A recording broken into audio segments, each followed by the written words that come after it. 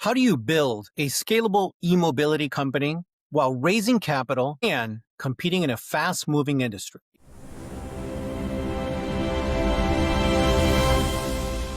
In this episode, we're talking to the founder of ReeBike, a company rethinking how cities move.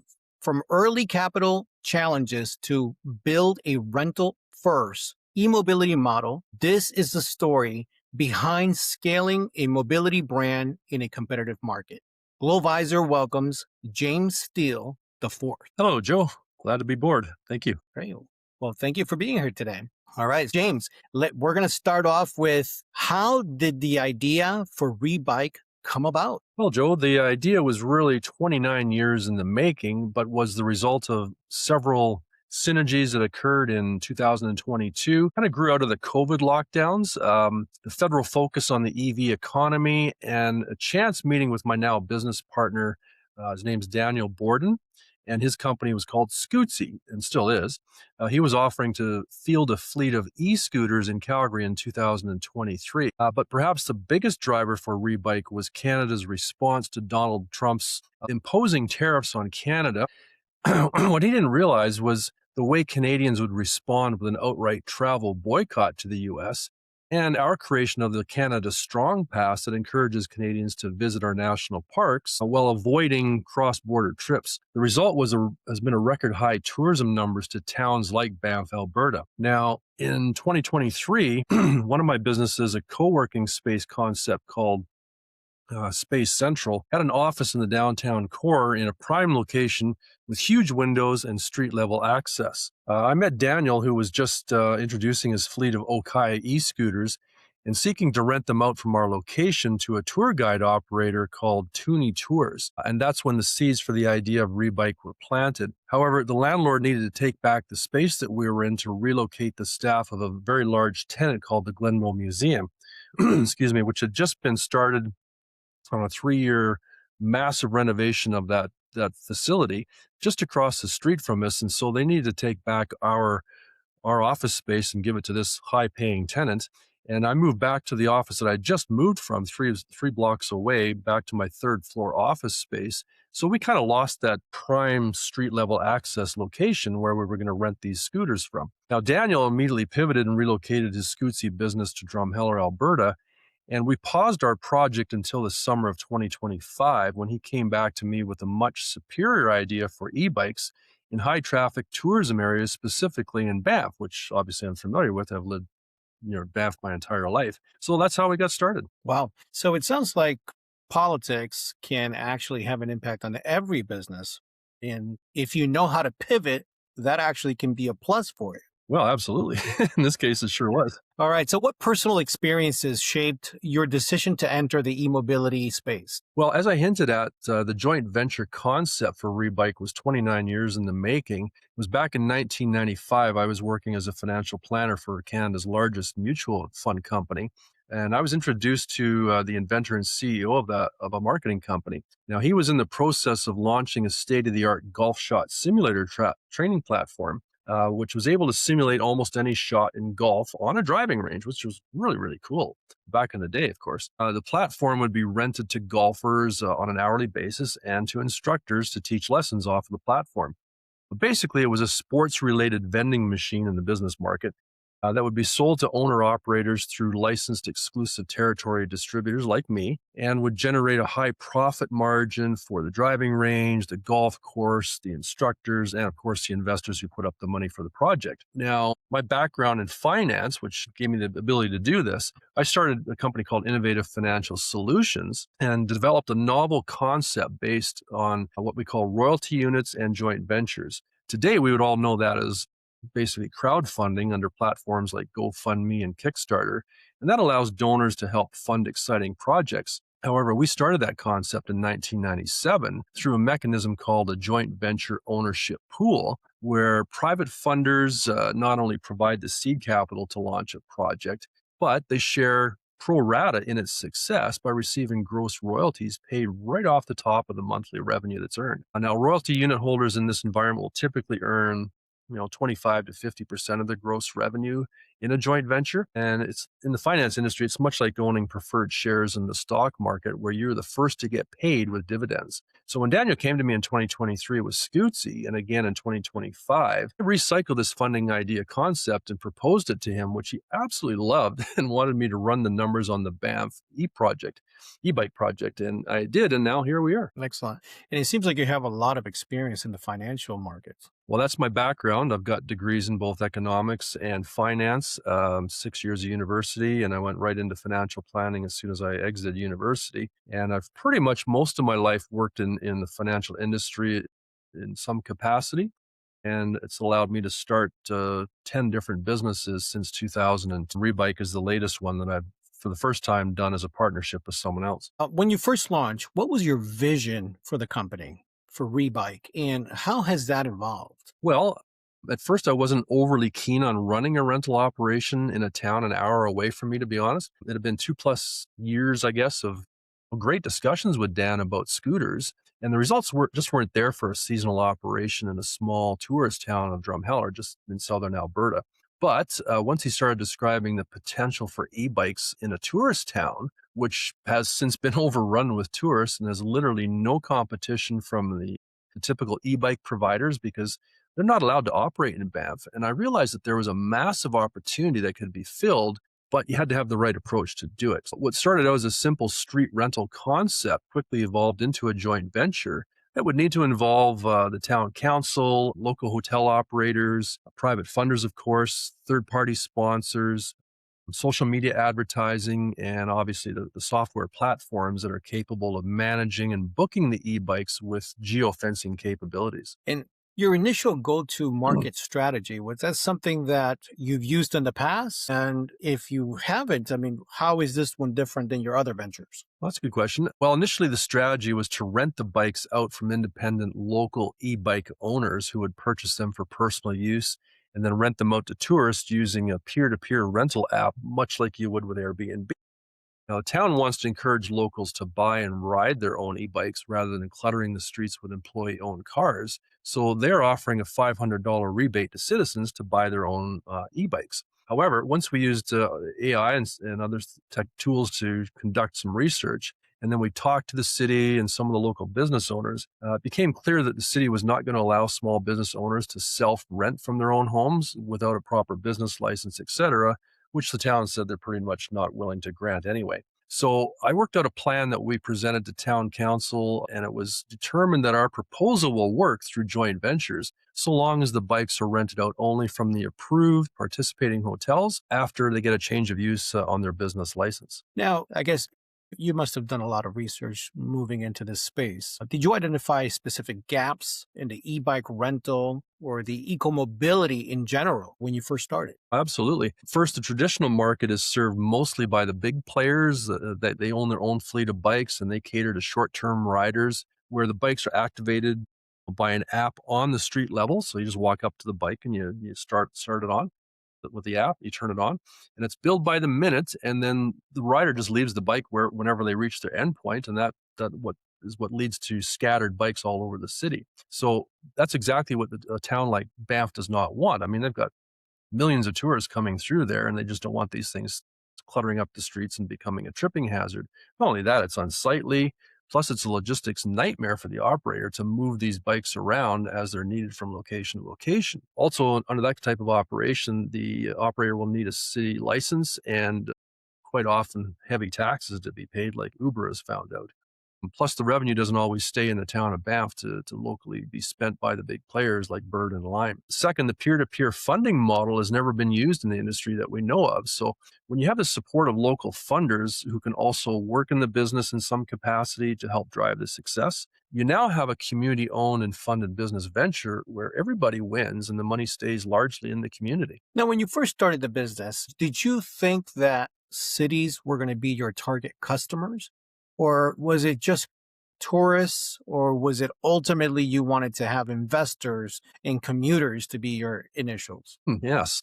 Well, most would be inclined to think that the customer would be the target, but for us, the target is really the host locations, which is why we're collaborating with the hotels first, since they are essential to our model.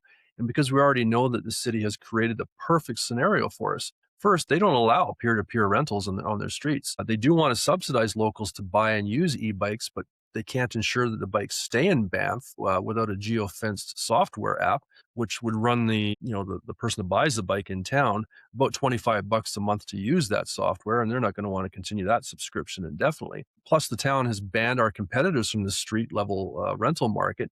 And they've already passed bylaws that approve hotels and bike shops to be the only renters to a captive daily influx of about 23,000 visitors, many of whom will want to take guided tours and self-rides to see the sights. All we need to do is provide the equipment through crowd-funded joint ventures and then to partner with the pickup and charge point locations. I see them, they're really our key to all of this. There's the charge point locations and the hotels that'll rent the bikes out for us. Can you explain to us a little bit of what is geolocation and how does that work? How do you keep bikes within a certain area? There's got to be a process, and how do you, as a business, can scale that to manage so many bikes at one time? Yeah, so it's a software app called Atom Mobility. Atom Mobility allows us to turn the bike on or off with an authorized QR code that's given to the renter once that person books the platform on our listing platform called List and Ride, which is a European-based booking facility that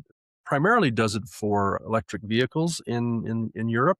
But they've got the technology to also do bikes and scooters. So we're using that integration of those two software apps to manage the bike. So once someone turns it on, the bike is now able to be used, and we can set speed limits on how fast the bikes can go. But what's important for a town like Banff, especially when they're subsidizing these bikes, is to have the ability to geofence using GPS, which is built into the device on these bikes. And it tells the bike that it'll turn on the electric function of the bike only within certain geo-restricted areas. So now a community like Banff can say, we don't want bikes being used at this time of day in this area because we're running a special event, or we shut down the street for a festival, things like that, or we don't want them going up on this particular zone for some reason. And we can geofence these on a per day basis or permanently, where we can say they will not be under electric power if you go outside of this zone.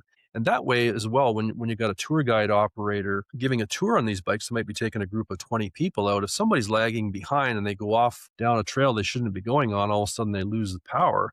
They realize, hey, I've gone off trail here. So they need to use the pedal power. You're riding a bike, you're there for some exercise, not just to be assisted with electricity all the time. That's their signal. Hey, get back on track. I've kind of lost the path here. So that's what geofencing is. It's very critical to the operation of these types of devices, and to make sure, and in the case of Banff, these stay within the town that they've authorized them to be used at. Got it. So, okay, so more from the logistical side. So these bikes have regular pedals, like a regular bike, and then they also have a battery that produces the electric part, the E part, the assist. So you're saying that there's geofencing. So if they approach that area, they lose power. So now they can continue on, but they would have to pedal. Yes. So if they find out they suddenly lost power, but there's plenty of juice, I believe the screen, I haven't looked at it yet, but the screen, I believe, will give them a notification that they're either at the fringe of the GPS geofenced area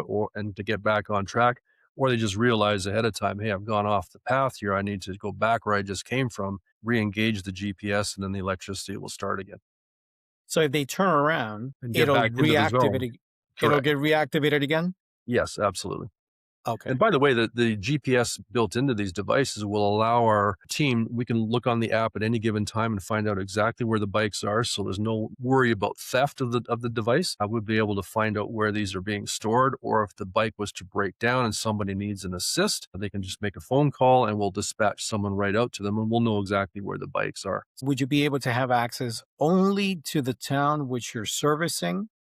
Correct. Let's just say if someone borrows it indefinitely and that lives in another town, would you still be able to know where the bike is in another town? We will know where the bike is at all times. If they put the bike in a car and try to steal it, or they want to take it down to another town that we haven't authorized it to be used in, the electric power just simply will not work, but we will know where the bike is at any moment. Got it. Otherwise, they just have a regular bike. Right? So when we're talking to Banff and doing our presentation to the city council, I said, How would you subsidize somebody buying a bike in town and preventing them from collaborating with someone, say in Calgary, that puts up the money? They just simply file for the $500 rebate, and then the bike never gets used in town. How would you defend against that? And of course, they had no answer for that. I said, the only way you can do that is to have it geo-fenced.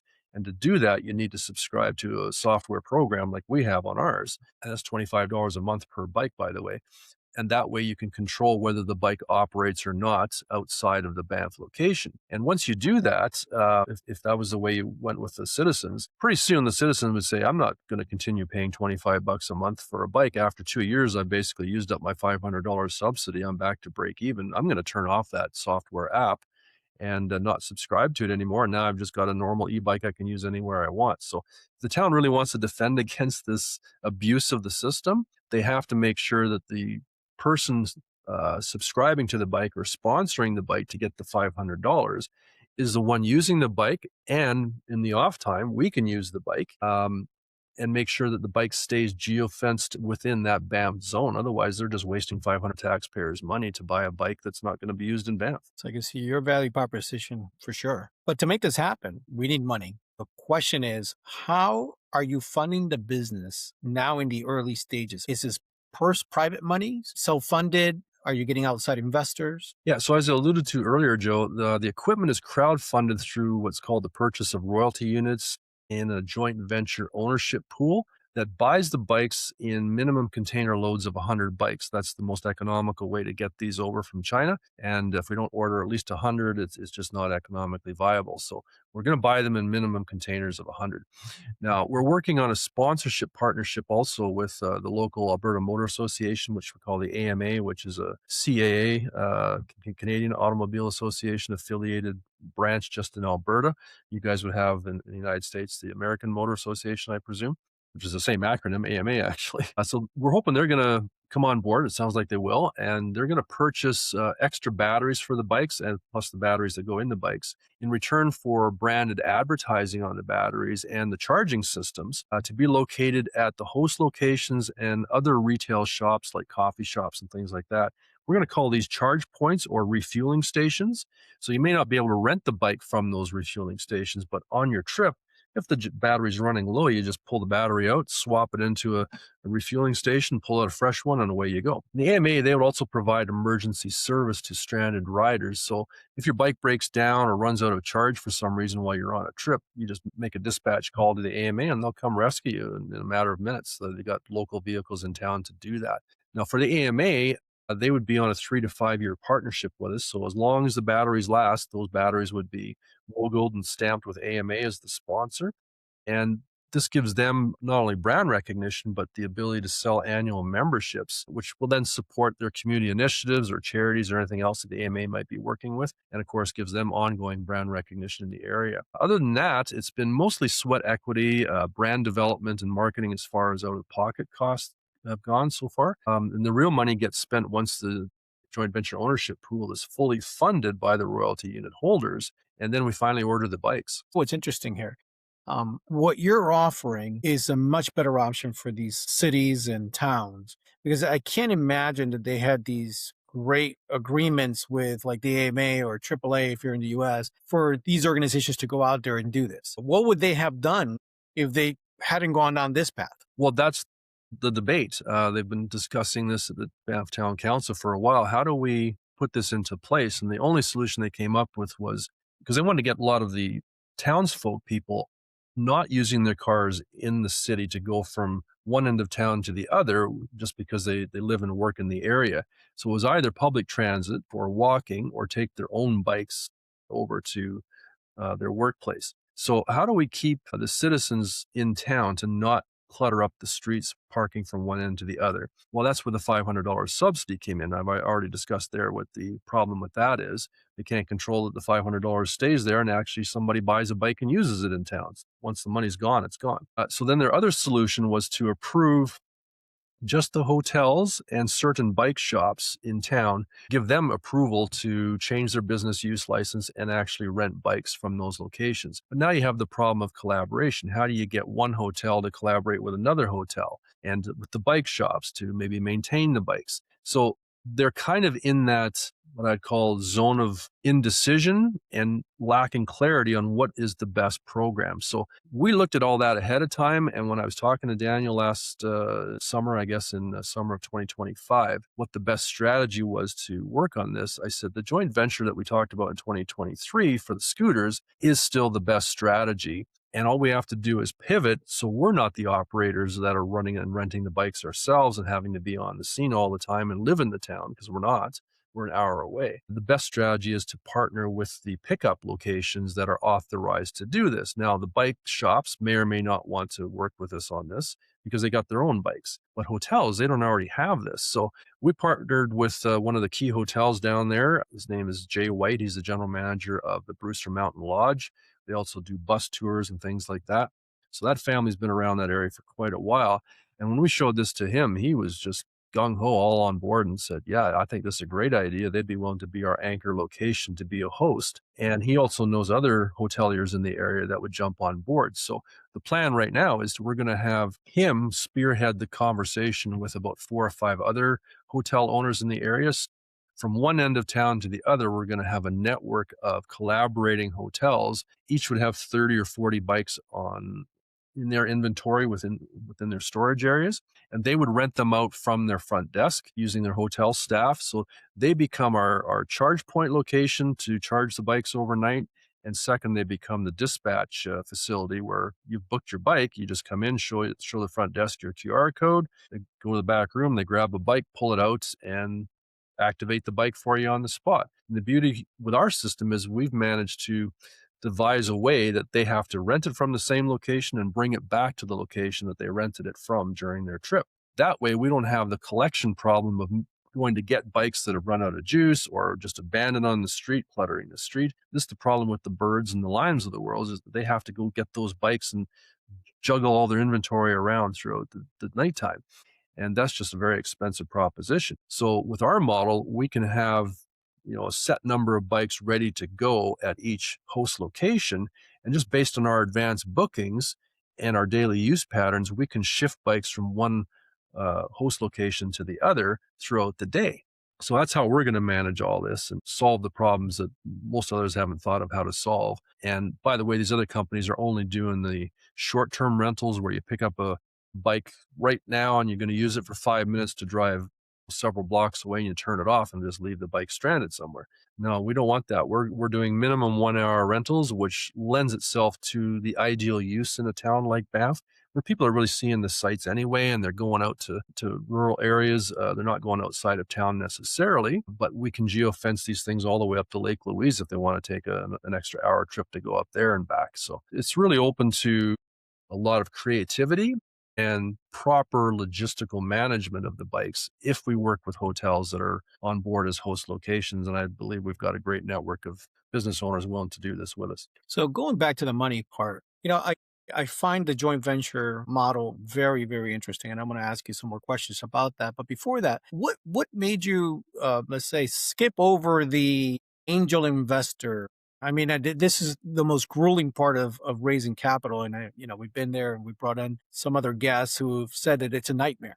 So have you had an experience that way, and is that why you decided to go with the joint venture? Well, obviously, my experience back in 1997 on a previous venture gave me the experience to realize that angel investors, they usually want a whole lot of equity or a large percentage of the operation right from the get-go. And that doesn't give you a lot of room down the road if you need to expand, because your margins get squeezed to the point where the angel investor, I guess, would basically look at taking over the operation. So I realized the crowdfunding model, which in the royalty structure is the best way to do it because of past experience. So I basically started off building a digital business card that I share with my contacts and other people I meet, just as I go throughout life, to having a conversation with people. Hey, what are you doing these days? Here's what I'm doing. I'll share this with you. So, and I've also been developing the website and associated marketing material, which serves to educate and support the business opportunity presentation that I've built. In fact, this interview that we're doing today will form part of that due diligence info that I think potential royalty holders will want to hear before they even subscribe to our joint venture. Now, I also have a network of business people I present this to weekly, as I did with you, Joe.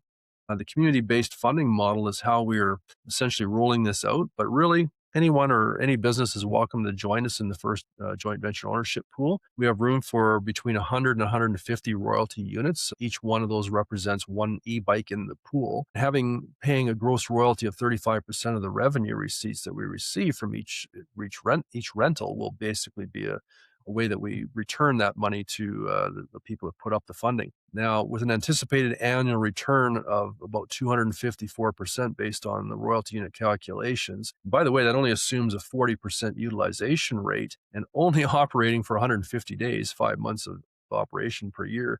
I doubt this opportunity to take very long to fill up with private funders.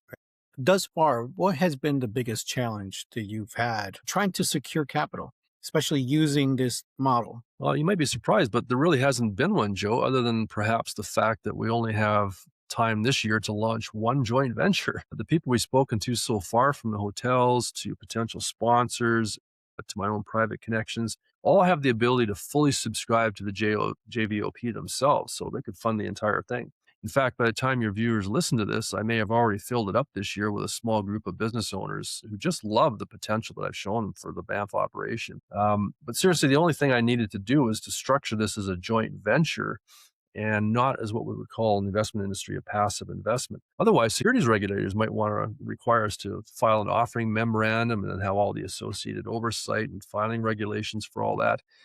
Whereas a joint venture ownership pool requires funders, in our case, to be active working in the business, almost like business partners, to help drive traffic to the rental pools. And that could be as simple as getting on their social media and sending out notifications, opportunity to rent an e-bike in Banff. If you're up there, click on this link here and you get a little discount. And obviously you're going to get credit as a joint venture ownership pool participant to receive some equity out of that as well. And some referral fees.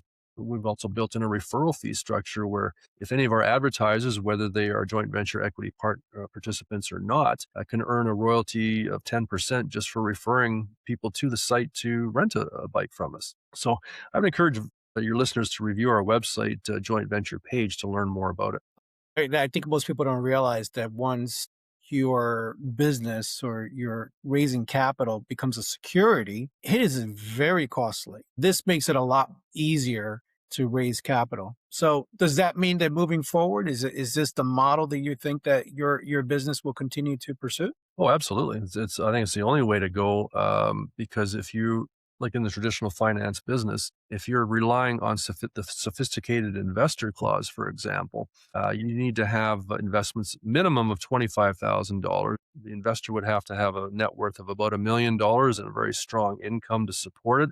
The idea being that if you've created that amount of wealth, you're not an amateur and not likely to be taken advantage of. Whereas a joint venture, unlike a passive investment in the equity business, you are contributing not only capital, but probably skills and some sweat equity to the business. And you're working in it as either as a silent partner or as an active partner with voting rights and things like that. In our case, you don't have voting rights. You don't have a requirement to work in a specific task, but you have a built-in vested interest to help drive business for the joint venture as an equity-only partner. That's the only thing that you've got title to here is the share of the royalties that come off the daily revenue of that business. Hopefully that answered your question. Oh, it does answer my question, but it brought up another question because I need some clarification here. Does this mean I have to work if I invest in this? Do I have to actually work? Because you mentioned I have to do some tasks. Yeah, I mean, your task can be as simple as getting on your social media and broadcasting out once a week, or obviously the more often you do it, the better for the overall operation because you become one of our advertising agents in that sense. Now, I don't have a hard requirement that you have to do that, but other people, if they live and work in the area, hey, they might want to jump on board and be a bike technician, or they might want to shuttle bikes from one location to the other, or they might want to reach out to potential advertisers and other prospects. They might want to find other joint venture participants to join in, and we can add more inventory to the system. So there's lots of different ways people can work in the business, but we do have a soft requirement that they do something, at least on a semi-regular basis, in order to maintain that status as a or more as an active joint venture participant rather than a non-active passive investor. So that's kind of the only requirement is I'd like people to do something to drive business for the operation. And I think they're going to do it anyway because it's in their best interest. If you're in another province or country, you could just do something online. You don't necessarily have to be Absolutely. present. You use your LinkedIn, you use your Facebook, Instagram, whatever. Hey guys, if you're traveling to the Banff area, make sure you check out ReeBike and book online. Use their listing platform there, and use my coupon code, and you qualify for a discount. ReBikes appears to focus on rentals. How does that differentiate you from traditional e-bike companies? Okay, yeah. I guess the difference is in our joint venture funding model. It's in the fact that we're not renting out short-term rentals on the street level access. So if everybody lives in a big city or has been to a big city and seen bikes scattered everywhere, you know what I'm talking about. These bikes get rented and they're used for 3, 5, 10, 15 minutes at a time, and away they go. With our model, you're renting it for a minimum 1 hour, typically 1 to 2 hours. Some will be 4-hour rentals. It allows us to obviously jump in and participate with tour guide operators, experiences that the hotels might be running. Maybe they book a wedding party and they're going to take them out on their, pre-wedding, I guess you'd call it a stag party in some cases, but they're going to do a bicycle tour and take an experience with it. So that really lends it well to our model versus the traditional e-bike programs that the Birds and the Limes of the world will typically do. Are you looking for towns that don't have e-bikes currently, or are you looking for opportunities that you had mentioned earlier where the towns and the cities already have a program, they're just not as efficient as your model? Well, just looking at the Banff model, they don't really have an e-bike program other than bike shops that might have a few in inventory that they rent out. So I'm trying to find towns that have a problem in need of a solution, if that makes sense. A lot of personal development speakers will talk about that. If you find a problem that needs a solution and you can fill that with the right strategy, that is an automatic formula for success. Yes, we could come into towns that already have an e-bike program and just don't have it managed properly, and we could bring on their inventory of bikes and put it into a joint venture, and then top that off with additional funding, and then split out all that money as royalty units and manage the logistics and everything else for them. So either will work for us. We're only doing one town this year, but once we get into 2027 and are looking for expansion, then I guess I'd be open to any of your viewers that say, hey, I've got a town that's got some, but they're not really doing it very well. Or, hey, I got a town that sounds just like the problem in Banff. They're overwhelmed with tourists, and bikes are basically the strategy that they need, and they just haven't been presented the opportunity or the concept or have any clue on how to get started. Hey, contact us. Let's see if we can work together. So I can see that even a town who's currently running their own program can see the benefit of this model because they don't have to do the day-to-day management. I like the AMA idea Hmm. where the repairs, resetting, geo fencing, where they don't have to worry about it. This whole thing, I mean, it's a mess. I've been to so many cities where you see piles of bikes in the middle of like a street that no one's been on for years. So that means that no one's picked these bikes up in a long time. So they've been lost. So how is that valuable to a city? I just don't get it. I can definitely see how most communities will probably have to take a look at this and decide whether this is going to be a better model. I think that sometimes stepping out and looking at these new models might be the best choice for them. I would agree. Yeah. Oftentimes when you've got town councils and city councils managing, a big operation and huge amounts of money, things don't get operated efficiently at all. I found that out in Calgary in the one office space that we were in. That office space had been sitting idle for over 4 years, and they were paying rent on it right across from City Hall. Taxpayer money gets wasted left, right, and center. And sometimes you just have to get a visionary person on the board or on the city council, city manager, someone higher up in there that can see your vision, and they say, guys, we need to bring this to the town council meeting. And all town councils have this opportunity where you can come present and talk about anything you want, and you get 5 minutes.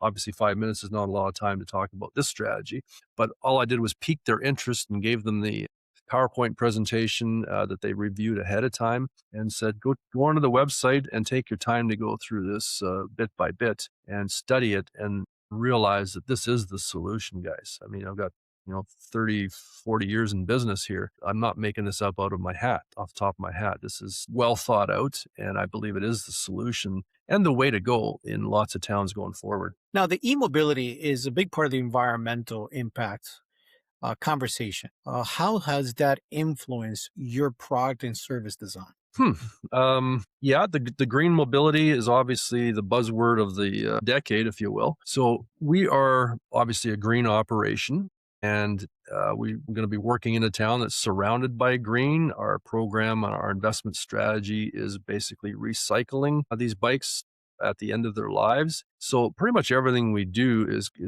focused around this idea of the circular economy. And I think that's one of our differentiating factors. We not only just have the bikes themselves, we have a whole strategy from the financial and marketing aspect to allow for the recycling and reuse of these bikes and funding of it, and then repeating this pattern into other cities and jurisdictions, and just making it an opportunity for everybody to share in obviously government funded and backed incentivized programs around e-mobility. So I think it's kind of in my mind, it's almost like the iPod was, back in the day.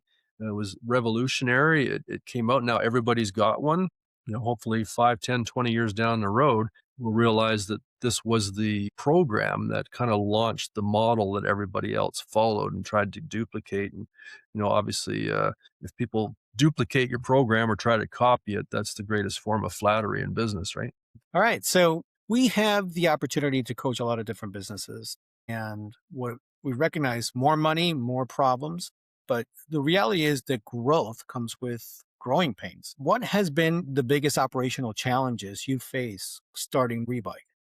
Well, none really. It was just a matter of research to formulate the correct model ahead of time and then present that to the key stakeholders and then design the presentation and marketing material to go with it. For me, it was relatively easy to come up with this because 30 years ago, I worked on the same idea. Now, the rest is really technology implementation of the list and ride booking app, the Atom Mobility software app, which controls, the activation of the bike and the geofencing of the bikes. And then finally designing the royalty software to split out the revenue to all stakeholders, which is basically an Excel spreadsheet, really. This will be developed after the bikes are ordered and as we're waiting for the shipment to arrive, which takes 4 to 6 weeks after we order it for them to get here. So it gives me time to produce all the rest of the things that we are still working on. So, what strategies have been most effective in growing awareness and the adoption of your brand thus far?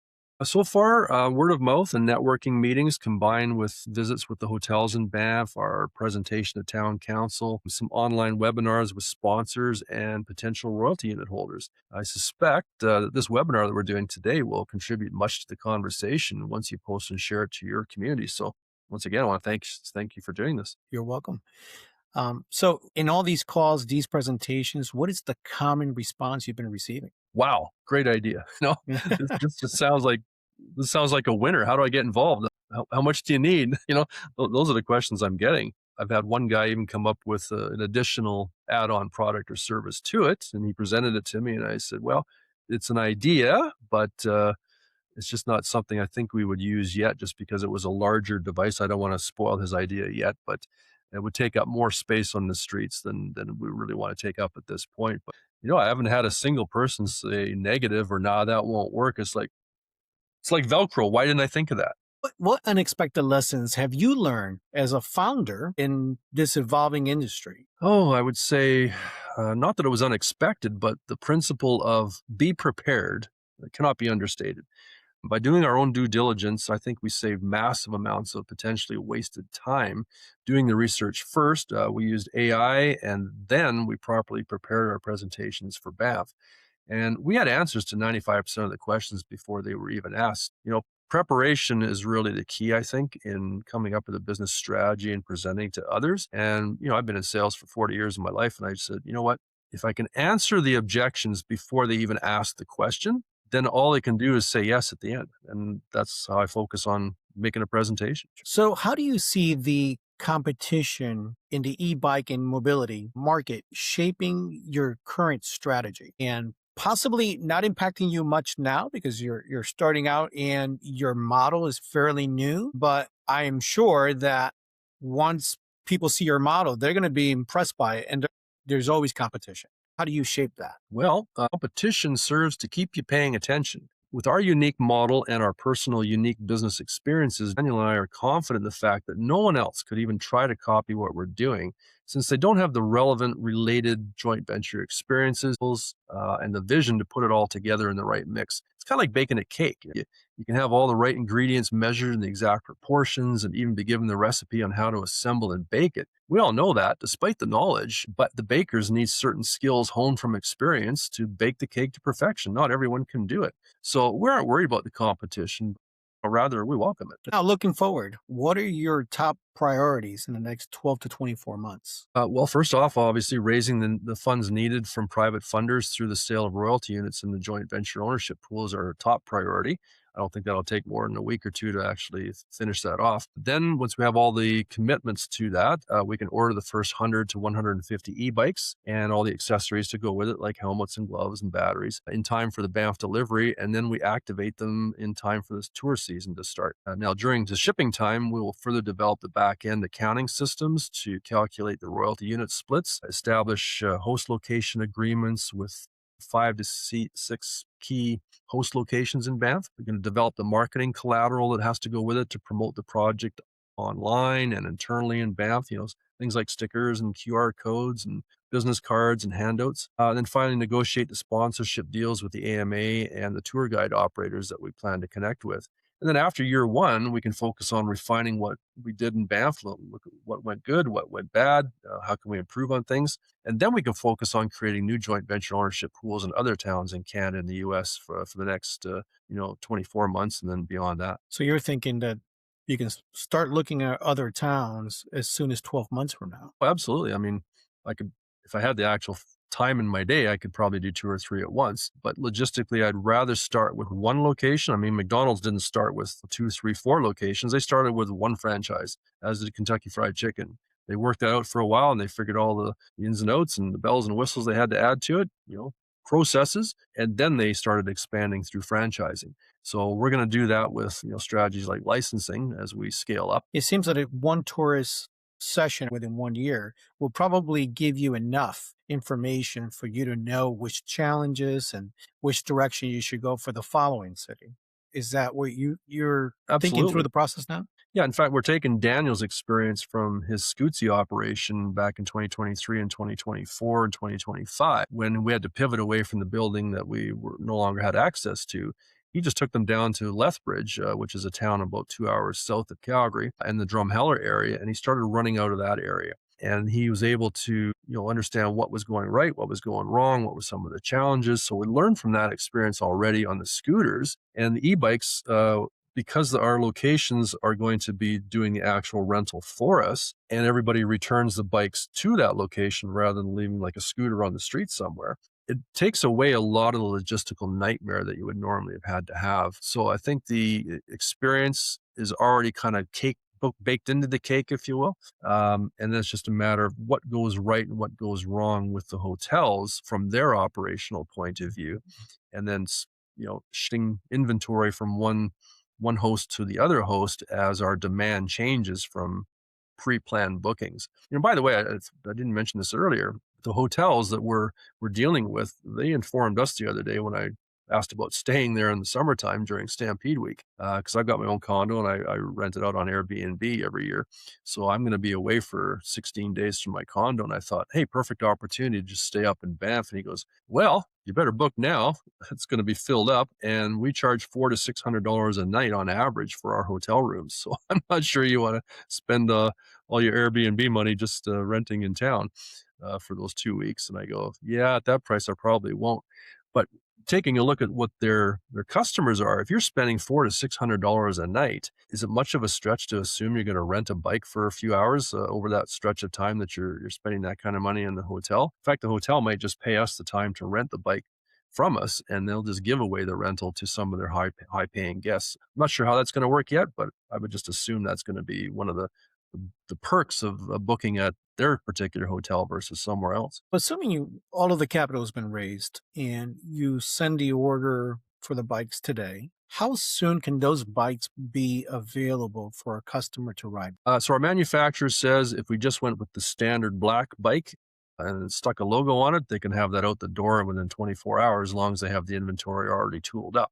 We want a white colored bike, so it's a custom paint job. So that's going to take what they say 3 to 5 days once they get the original order and deposit from us to get started on the order. And then once the order is completely paid for, they stick it in a container and they ship it on a slow boat from China. And that's going to take anywhere from at least 3 weeks to maximum 6 weeks to get here. And they will then take it from the port of Vancouver, put it on a truck.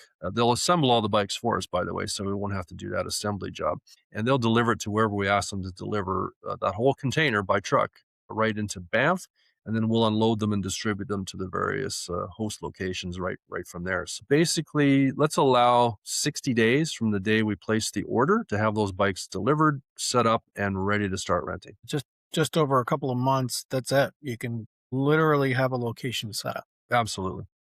And we'll have all the agreements with the host locations done long before that, long before we even place the order. Now, one thing that you mentioned was the Stampede Week.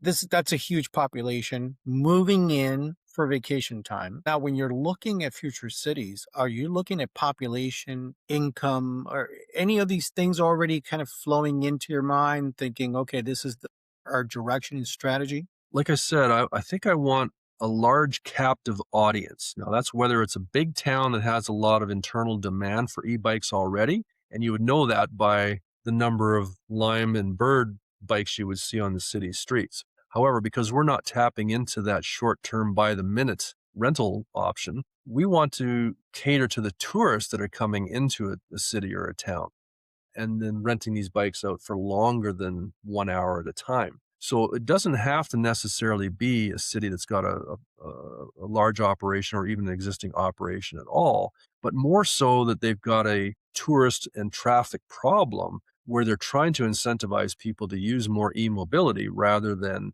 driving vehicles in their own town. So I think this is where it caters to a smaller, very popular tourist town than it would to a big city. Yes, we could try to compete with the other e-bike companies, but in a big city like Calgary, for example, I think more of the rentals would be less than an hour unless you can figure out a creative way to tie into the influx of tourists that we have. Now, obviously, during Stampede Week, we do have hundreds of thousands of people that come into the city. Now, they're going to be here for a few days. Most of them are here to attend the rodeo. They're here to attend various events around Stampede. If you can tap into that market by partnering with some of the hotels, yeah, they could probably justify renting a bike for an hour or more at a time. Thus, Stampede Week could be a big draw for us. Now, given that our season conflicts with what Banff is doing, all of our bikes are going to be deployed in the Banff area for that specific type of operation. But there may be other towns or cities in North America that don't have that other draw at the same time. So they could tap into the same strategy that we're using. Or they don't have a big tourist town, but they have a big draw where they need a bunch of bikes. Well, we could redeploy bikes from a smaller town nearby that wouldn't necessarily suffer the loss too badly. We can shift some bikes to a bigger town that has a festival going on for a week or 2 weeks at a time where you've got a big influx of tourists coming in, and then we can shift the bikes back to the other town after that. So things are mobile. I mean, we're in an e-mobility business. Why couldn't we move bikes around as demand in the local area within 100 miles, for example? Needs those bikes for other purposes. Totally up to us. Makes sense. What role do you see technology playing in your future growth? Well, they've already played a key role in developing our strategy and rolling it out in the marketplace as plans. Right down from the booking app where you can book online up to 6 months in advance, the app that runs the bikes themselves, and artificial intelligence. We use both ChatGPT, the co-pilot from Microsoft, and another one called Perplexity AI.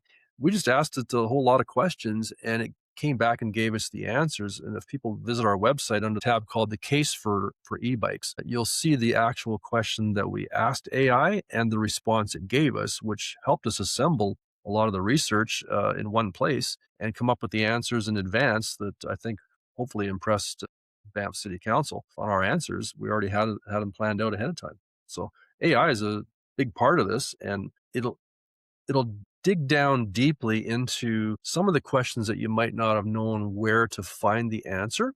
Has this ability to access virtually all information out there and compile it into a succinct synopsis, and then you can extract what you need from that. So, yeah, AI has ironically been a big part of what helped us put together this strategy to begin with, in addition to my experience over the last 30 years. Sure. And I'm sure as you scale, now it comes into automation, communication, inbound and outbound. And I'm sure you're going to start to infuse a lot of those different elements into your business model. Yeah, probably. For sure. So, what advice would you give founders that are looking to raise capital and build a niche market, expanding fields such as the immobility market? Great question. I'd say contact me if you want to do this strategy. In all likelihood, unless you have experience at it, you won't know all the ins and outs of the implementation. You probably won't have the big picture on how to make it succeed in your jurisdiction. I'm here to help you create a successful model for your project. I learned a long time ago from a personal development guru that it's better to earn 1% of a successful project than to get 100% of a failure. Collaboration is key, so unless you want to increase your chance of failure, it's usually best to partner with someone who's willing to help you for a piece of the action like me than to go it alone for 100% of nothing. Absolutely. Sometimes people don't see that picture, and it's very important to take advantage of the learning curve. If someone's already been on the other side of this, take advantage of that. There's no reason for you to start reinventing the wheel if someone else has already gone through it. And by the way, since we talked about the 1% there, it just happens to work into my financial business model on this. Well, basically, like I've said before, this is a joint venture ownership pool. And what people do is they go on our site, they put themselves on a waiting list, and then we schedule a webinar to present the opportunity to them properly and explain the ins and outs and do some scenarios of some of these numbers. Then they can reserve one or more royalty units in the joint venture ownership pool number one by completing what's called a joint venture equity participation agreement. And then they make a non-refundable $500 deposit to secure that royalty unit. Otherwise, it's just open to everybody else. It's first come, first serve, really, in this thing. The balance of $1,500 will be due once the joint venture reaches 100 units sold, because that's our container load of vehicles. And then I'll ask everybody to pay the balance of $1,500 within 5 days. So it's basically $2,000 for one royalty unit. That represents the purchase of one of these fancy e-bikes with all the application software and everything else ready to go on it. And at that point, we then place the order for e-bikes, and then we wait for the delivery from China. Now, the first pool is 100 bikes, so at $2,000 each, that's $200,000. And you put your name on the waiting list to be part of that launch. And if you miss that opportunity and we're fully subscribed and we don't order more than 100 bikes, then you'll be on the joint venture for the following year. Okay. Or if you're not ready to go ahead this year, you can obviously say, yeah, I'd like to be part of the 2027 or 2026 launch. Further expansion throughout Canada and the US to major tourist destinations that we're looking to solve traffic problems will then be part of our plan. Now, in the first JVOP, here's some of our assumptions. And when you get on the webinar with me, we'll go through these in detail. But we have a potential daily operating time of 15 hours roughly. So if you take the time frame from about 7 a.m. to about 10 o'clock at night, I think that's when people will be primarily using the bikes. They forecast right now about 23,000 visitors every day from the time period May 1st to September 28th. And if you do the math on that, Joe, if you just take 12 hours from 9 a.m. to 9 p.m., that's about 2,000 people an hour coming into this town. Can you fathom that? Wow. I mean, that's huge. Sure. If only 3% of them, of that 23,000, were to rent a bike, that would be 690 daily rentals of 1 hour at $25 for that 1 hour. Now, we based all of our forecasts on only 100 bikes in this pool, renting for 6 hours a day, not 15, 6. The host locations we've been talking to, and Jay White in particular, said, you know what, our rooms rent from $400 to $600, $700 a night. And he tells us that he's pretty sure these bikes are going to be rented out for 10 hours a day, not 6. So I think our numbers are drastically underestimating reality. And after the first year, we're obviously going to be able to prove that out, right? Now, if you take those numbers and you run it through your system and do a calculation, it unbelievably, well, it's believable for me in finance, you run the numbers, you're looking at about 35% of that royalty number coming back to the joint venture equity participants. And when you see our joint venture ownership pool explanation on our site, you're going to see that rate of return works out to 254%. So a $2,000 investment the first year, in 5 months of operation, 1 hour a day, 1 bike a day, earning 6 rentals per day per bike. will generate you $7,088 a year back in royalties. So your break even is about 42 days on the first year. Then the second and third year, there's obviously no new capital be to contribute. You're going to just earn a royalty of about $7,100 a year. If our numbers, which Jay says are 40% underestimated, if those numbers come to pass, that's a pretty darn good rate of return for the average person to earn on a business that they even get to work in by doing something. So I think the numbers are very conservative, and I always try to under promise, over deliver, not the other way around. And obviously, I can't guarantee any rates of return, but if you just reasonably look at the numbers, if I only rented the bikes out once a day per bike, it's realistically to earn 18 to 50% rate of return a year. And in finance, man, if you can generate 7 to 10% rate of return in a mutual fund or just an ETF, you're going to generate a double of your investment every 7 to 10 years. We're talking about doubling your investment every few months. If you're part equity owner in the business as far as earning a percentage of the revenue, obviously you're going to create wealth a lot faster than if you're doing this the long way as a passive investor and having other people manage the money for you. Hopefully that makes sense to your listeners. Absolutely. These are numbers based on a startup model today. In the future, when it's proven, now these numbers are going to start to change.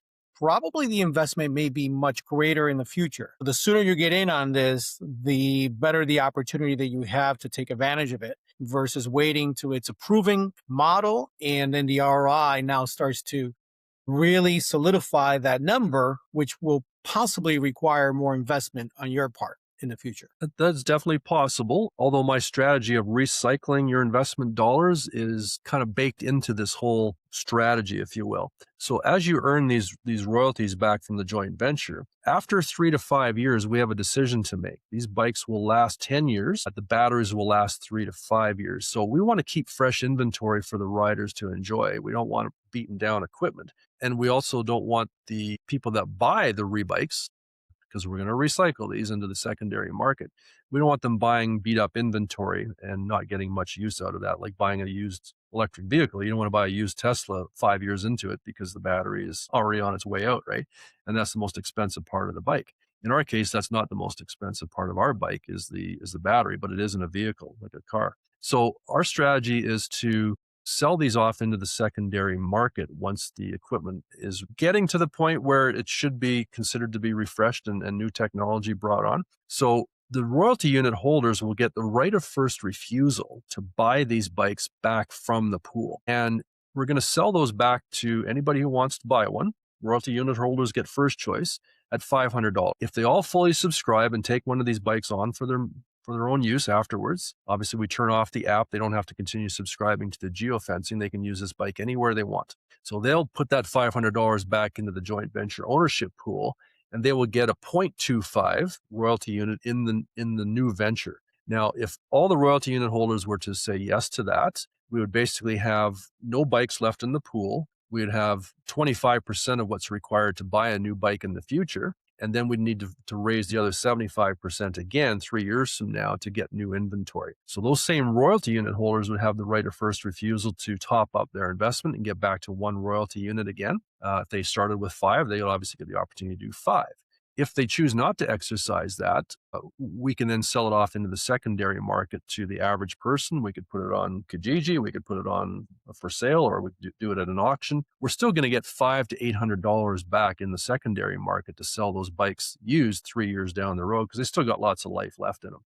And the other part of this equation is if they don't want to continue on, as a joint venture ownership pool manager, my decision is, do we wrap up the pool or do we continue on the operation? I have the final say on that.